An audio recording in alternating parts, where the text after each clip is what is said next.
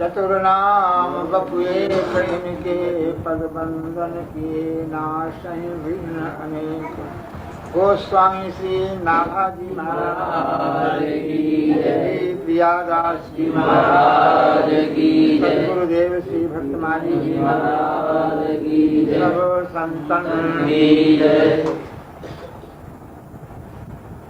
आराधना उपासना में नाम, रूप, लीला और धाम, यह एक चतुष्टय है। ये चार तत्व हैं और इन चारों में नाम की महिमा विशेष है।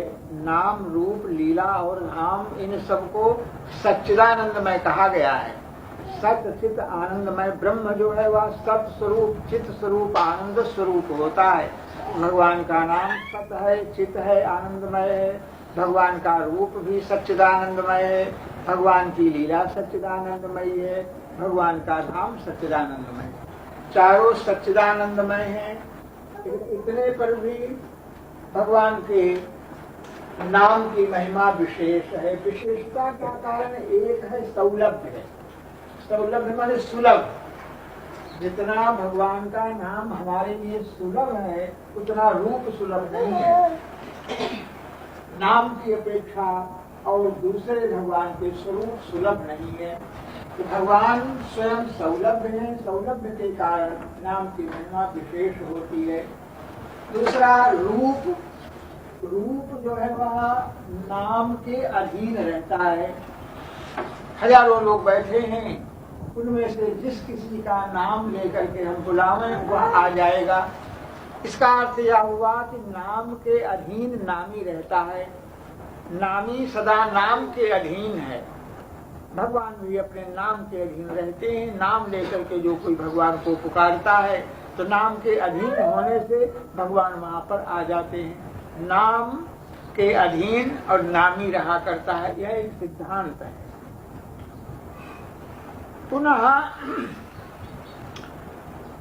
भगवान का नाम जो है वह उसका उच्चारण करते करते भक्त लोग सिद्ध हो जाते हैं। भगवान का नाम सच्चिदानंदमय है। जैसे राम यह नाम है और गीता में ओम इत्येकाक्षरम ब्रह्म, ओम को एकाक्षर ब्रह्म कहा गया है। और उसी तरह से ओम का पर्याय जो है वह राम है।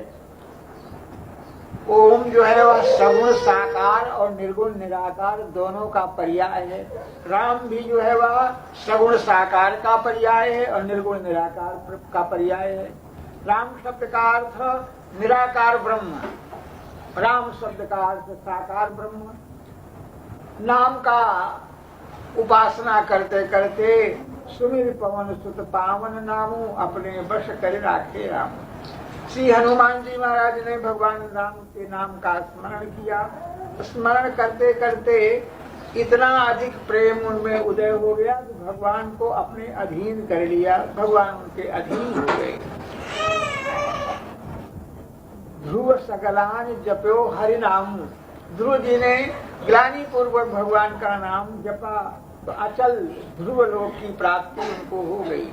नाम प्रभाव जान गणराऊ, प्रथम पूजित नाम प्रभाव। नाम की महिमा को श्री गणेश जी जानते हैं। गणेश प्रथम पूज्य क्यों हो गए? भगवान के नाम के प्रताप से। प्रथम पूज्य वह होगा जो संपूर्ण पृथ्वी की परिक्रमा करके आएगा। गणेश जी चले थे, स्वामी कार्तिक चले थे, स्वामी कार्तिक की सवारी तेज। नारद जी मिल गए, उन्होंने बता दिया कि भगवान के नाम की प्रदक्षिणा कर लो। जट उन्होंने राम नाम लिख करके नाम की प्रदक्षिणा कर ली और प्रदक्षिणा कर लेने के कारण आ गए। उनके गले में जयनम जयमाला पड़ गई, प्रथम पूज्य हो गए। इस तरह भगवान का नाम चारों युगों में चहुजुग चहुश्रुति नाम प्रभाव और कल वेरी विशेष नहीं आन उपाऊ। चारों युगों में, चारों वेदों में भगवान के नाम की महिमा है। लेकिन इस कलयुग में विशेष करके भगवान का नाम ही आश्रय है। भगवान के नाम को छोड़ करके दूसरा कोई और सुलभ साधन नहीं है। साधन तो बहुत हैं। नाम की महिमा ऐसी कही जाती है जैसे अंक और शून्य को समझिए।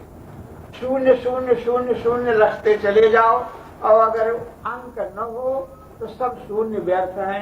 और भगवान का नाम अगर है, अंक है, तो जितना शून्य रखते चले जाओगे 10 गुना होता चला जाएगा भगवान के नाम। इसलिए और यह नाम की महिमा का ज्ञान कैसे हुए, तो भक्तमाल में लिखा है कि नाम महानिधि मंत्र नाम ही सेवा पूजा, जप तप तीरथ नाम नाम बिन और न दूजा। नाम बैर नाम प्रीत नाम कही नामी बोले, नाम अजामिल साथ नाम बंधन ते खोले।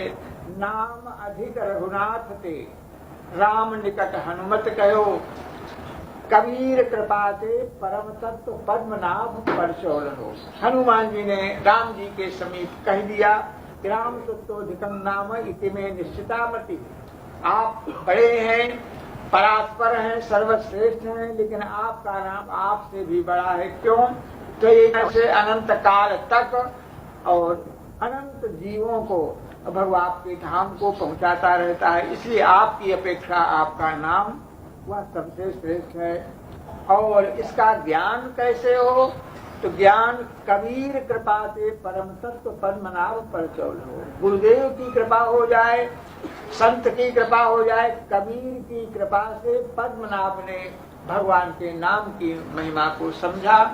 दक्षिण के बहुत बड़े विद्वान थे, शास्त्रार्थ करते भये आए, काशी को आ गए। काशी के विद्वान घबरा गए, इससे कौन शास्त्रार्थ करेगा। भगवान शंकर की शरण में गए तो शंकर जी ने कह दिया कि कबीर से मिला दो। सब विद्वानों ने उन पद्मनाभ विद्वान को ले जा करके कबीर जी के पास उपस्थित किया और कहा कि देखो ये कबीर जी हम सबके गुरु हैं, अगर ये हार जाएंगे तो हम जितने काशी के विद्वान हैं सब हारे माने जाएंगे। और यहाँ काशी विद्वानों की नगरी है, एक से शास्त्रार्थ करोगे वो हार जाएगा, दूसरा बैठेगा वो हारेगा, तीसरा, तो आपको महीनों लग जाएंगे शास्त्रार्थ में। और जल्दी करना है तो एक ही कबीर को हरा दो और आपको हम सब लोग विजय पत्र लिख देंगे, आप जीत जाओगे।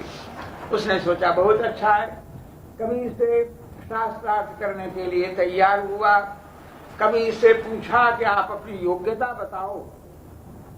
बहुत बड़ा पहलवान छोटे पहलवानों से लड़ने में अपनी बेइज्जती समझता है, इसी तरह से शास्त्रार्थ करने में बहुत बड़ा जो विद्वान है और छोटे विद्वान से शास्त्रार्थ नहीं करेगा। तो पूछा पहले आप अपनी योग्यता बताओ। अपनी योग्यता उसने बताई। उस विद्वान पद्मनाभ ने अपनी योग्यता बताई कि हमने चारों वेदों को देखा है, पुराणों को देखा, 6 शास्त्रों को देखा, सब कुछ देखा, अपनी बात बता गया। इतने शास्त्रों को हमने देखा। कबीर जी से पूछा आप अपनी योग्यता बताओ। तो कबीर ने कहा कि कागज मस छुओ नहीं, हमने कागज को कलम को हाथ से नहीं छुआ। और बात प्रश्न करो। तो कबीर जी ने प्रश्न किया कि हम ये पूछना चाहते हैं कि आप विद्वान होने के नाते आपको जो जानने योग्य जो तत्व है, क्या जानना चाहिए? जानने योग्य जो तत्व है उस तत्व को आपने जान लिया क्या? और आपने बहुत पढ़ा, तो पढ़ने के पहले आपको तत्व का ज्ञान हो गया था क्या, अथवा पढ़ने के बाद आपको तत्व का ज्ञान हुआ? हम ये पूछते हैं, बताओ। सबसे पहले जो तत्व ज्ञातव्य है, जो जानने के योग्य वस्तु जो है, उस वस्तु का ज्ञान आपको पहले हो गया था और उसके बाद आपने शास्त्रों का अध्ययन किया। ऐसा है क्या? और ऐसा नहीं है तो शास्त्रों को अध्ययन करने के बाद जो जानने योग्य तत्व है उसका ज्ञान आपको हो गया। कब हुआ? पहले हो गया कि बाद में हो गया? तो पंडित बड़ी देर तक मौन होकर के सोचता रह गया। सोचते सोचते अपने मन में उसने निश्चय किया कि वस्तुतः हम जो पढ़े और जो पढ़ते रहे केवल शास्त्रार्थ करके परास्त करके विजय पत्र हासिल कर लें, बड़े भारी विद्वान हो जाएं, इसलिए हमने पढ़ा। उस ईश्वर तत्व को जो जानने के योग्य है उसको तो हमने समझा ही नहीं। हाथ जोड़ करके चरणों में प्रणाम किया, बोले महाराज जो कुछ आप पूछ रहे हो उस तत्व को न तो हमने पहले जाना और शास्त्रों को पढ़ने के बाद भी उस तत्व को नहीं जाना। हमारा तो पढ़ करके शास्त्रार्थ करके विद्वान को किसी को हरा देना और हरा करके विजय हो गई, विजय हो गई, जय हो गई, विजय पत्र का पुलिंदा तमाम बांधे घूम रहे हैं। जहां जाते हैं वहीं पर सब जगह अपने विजय के पत्र दिखाते हैं कि हमने इतने विद्वानों को परास्त किया। तो वस्तुता अब वो ज्ञातव्य जो तत्व है वह आप कृपा करके हमको बताओ। तो कबीरदास जी ने उस विद्वान को भगवान का नाम बताया, कहा कि सबसे श्रेष्ठ भगवान का नाम है, वह नाम ही खजाना है, नाम ही की पूजा पूजक, जप तप जो कुछ है वह भगवान का नाम ही है, नाम से भिन्न और कुछ नहीं है। ऐसा कह करके उन्होंने शास्त्रार्थ करना बंद कर दिया, नाम का जप करते रह गए, बहुत दिनों तक जप करते रह गए। एक दिन पद्मनाभ विद्वान गंगा किनारे दशाश्वमेध घाट पर स्नान करने गए तो देखा बड़ी भीड़ लग रही है, क्या हो रहा है, क्या है, क्या है। तो लोगों ने बताया कि काशी का एक सेठ है, उसके शरीर में कुष्ठ रोग हो गया है और कुष्ठ रोग से पीड़ित होकर के गंगा में डूबने के लिए आया है। लोग उसके शरीर में रस्सी बांध करके, पत्थर बांध करके और गंगा में डुबाना चाहते हैं। काशी है, काशी में आत्महत्या करने पर भी पाप नहीं लगता है, तो वह आत्महत्या करने के लिए आया है, उसको बड़ी ग्लानि हो रही है। पद्मनाभ ने कहा कि नहीं, आत्महत्या की जरूरत नहीं है, इसका बंधन खोल दो, ये भगवान का नाम लेकर के गंगा में 3 बार नाम ले, 3 बार गोता लगाओ, इसका शरीर ठीक हो जाएगा।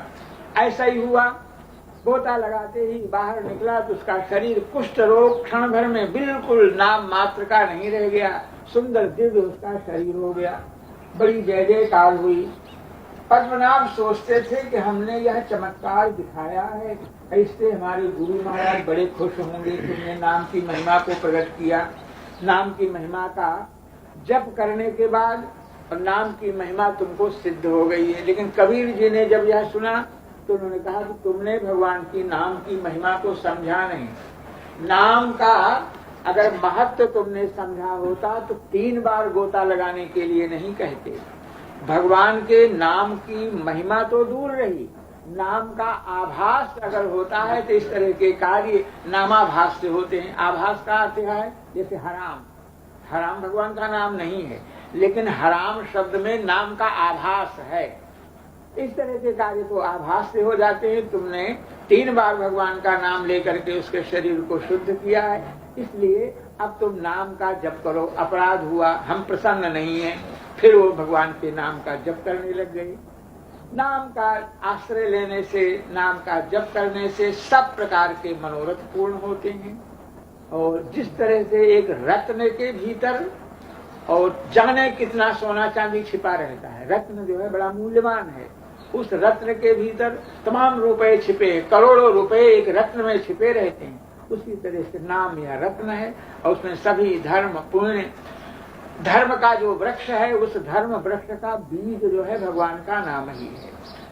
नाम से ही सृष्टि होती है। इस तरह भगवान के नाम की महिमा अनंत है। हमारे ऊपर नाम भगवान कृपा करें, गुरुदेव भगवान कृपा करें, नाम की महिमा हमारी समझ में आए। और नाम की महिमा, भगवान की महिमा कब समझ में आवेगी? जब भगवान के निकट हम रहेंगे। जितना अधिक भगवान के पास